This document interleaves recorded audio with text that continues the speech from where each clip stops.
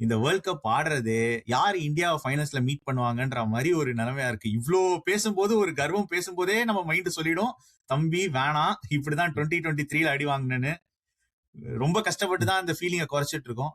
The team has got ஒரு வேற level make over last 2 இயர்ஸ்ல.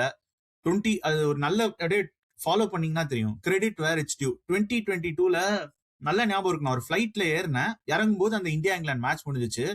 அந்த ஸ்கோர் கார்டை வந்து அப்படியே அந்த ஃபிளைட்டே எடுத்து பார்த்தோம். எல்லாருமே லேண்ட் ஆன அப்புறம் தான் எடுத்து பார்த்தோம். ஒரு ஃபிளைட் ஃபுல்லா ஓ மேன் என்னடா அது ஐயோ அப்படின்னு ஒரு விரக்தி. என்னடா எப்படிடா இந்தியா இவ்வளோ தூரம் வந்துட்டு இப்படி 2021 வேர்ல்ட் கப் ஃபைனல்ஸ்ல செமிஸ்ல இங்கிலாண்டோட இப்படி ஆடினாங்க, எங்களால் நம்பவே முடியல.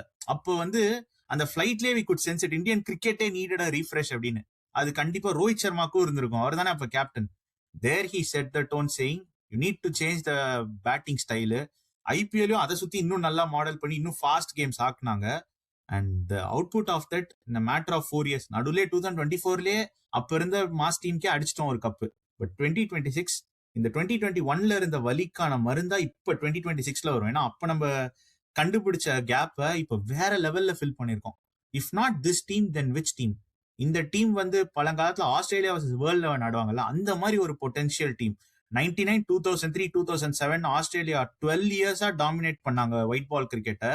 அந்த அளவுக்கு டாமினேஷனை எக்ஸர்ட் பண்ணக்கூடிய டீம்.